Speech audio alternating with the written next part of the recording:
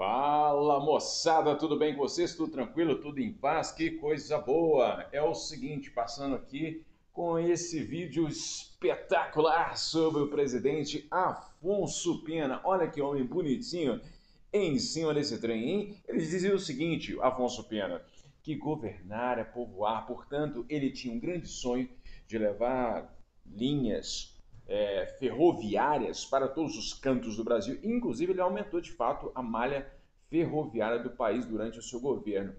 Afonso Pena, presidente, ele venceu uma eleição praticamente sozinho, né? Tinha lá um concorrente laranja, mas ele ganhou a eleição quase de forma absoluta.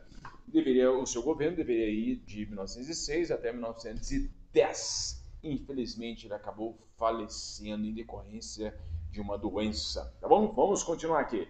Muito bem, o próximo slide mostra justamente, olha que coisa bacana esse efeito que eu fiz aqui, não ficou bacana?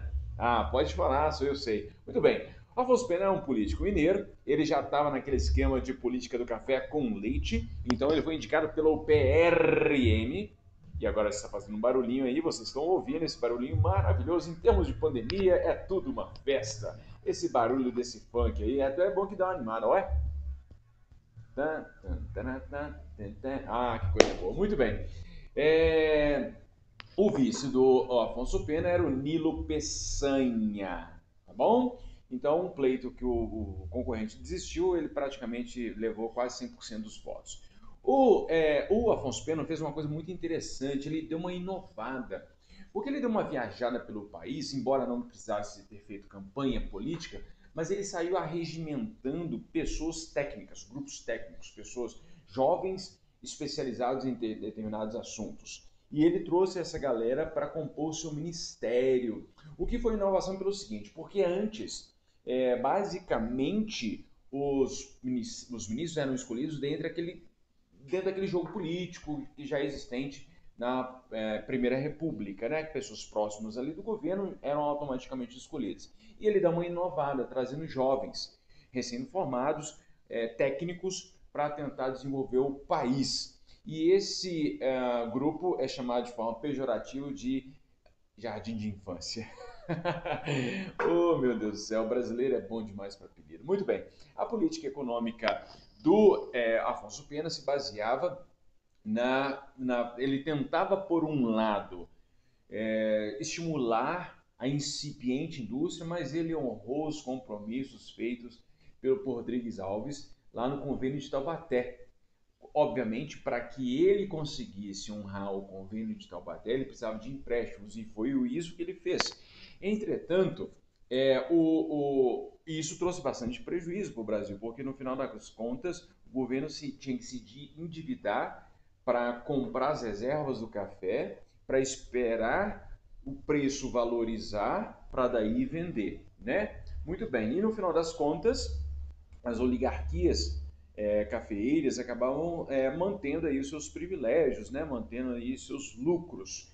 Bem, o senhor Afonso Pena reforça a aliança aí com os cafeicultores e aí ele valoriza o café por meio dessa política do convênio de Taubaté, fazem, como eu havia dito antes, investimentos modestos na indústria e ele também incentivou a criação de ferrovias, como vocês podem ver aqui nessa charge, mostrando os meninos no jardim de infância, e aí com a linha de telégrafo e também com o trenzinho. E ele, nesse momento, por meio do Marechal Rondon, ele incentiva para que a linha de telégrafo, a rede de telégrafo, seja levada até a Amazônia. O que foi uma novidade, foi uma coisa bem interessante. Então, a política econômica do Afonso Pena, embora ele tenha ali mantido o convênio de Taubaté, mas ele tentou fazer alguma coisa diferente, incentivar a indústria, criação de ferrovias e também levar o telégrafo para a Amazônia. Muito bem. Em termos sociais, neste momento, embora as greves operárias já tenham começado desde lá a década de 1890, neste momento elas ganham mais impulso. Os operários estão insatisfeitos por conta de não haver leis trabalhistas. E aí, essa inexistência de leis trabalhistas fazia com que os operários fossem submetidos a condições muito precárias de trabalho. E aí, muitas greves operárias estouraram, principalmente nas cidades mais desenvolvidas, como São Paulo e Rio de Janeiro. Neste momento também, o Afonso Pena faz uma política de incentivo de imigrantes, para imigrantes entrarem no Brasil, para compor ali a lavoura de café e em outros trabalhos. Então, vem, e principalmente imigrantes italianos, para trabalhar nas lavouras. Então, muitos italianos entram nesse período no Brasil para trabalhar em São Paulo, principalmente. E também japoneses, começa uma imigração japonesa para o Brasil. Uma outra coisa que o Afonso Pena faz, ele torna obrigatório o serviço militar para todos os homens.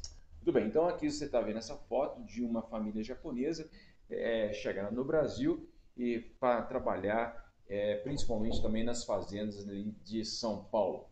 Muito bem, o Afonso Pena faz uma coisa muito importante, que é ele dá continuidade às políticas sanitárias de Rodrigues Alves. Rodrigues Alves ele já tinha tentado urbanizar o Rio de Janeiro, então ele toma medidas, faz uma política sanitarista como o médico Oswaldo Cruz e o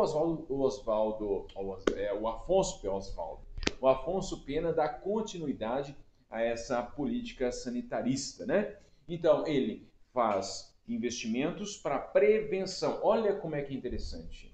Olha como é que é interessante. O Afonso Pena, naquele momento, ele já compreendia que era necessário trabalhar com prevenção.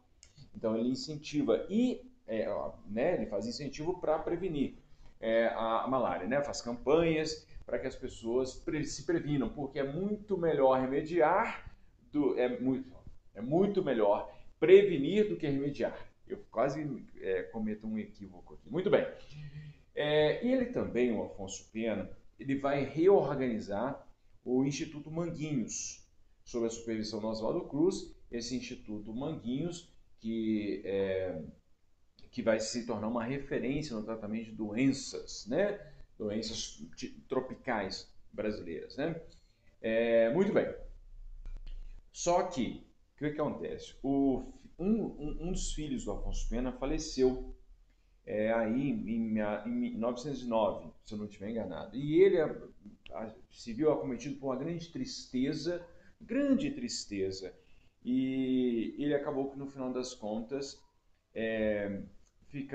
pegou uma pneumonia e acabou ficando bastante convalescido e acabou falecendo no pleno exercício de poder. E aí dá espaço então para o seu vice-presidente, que é o Nilo Peçanha. Tá bom? E aí com isso a gente encerra essa aula maravilhosa, curtinha, espetacular, e vocês aprenderam tudo que é necessário sobre o Afonso Pena. Um grande abraço para vocês, até a próxima. Tchau, gente.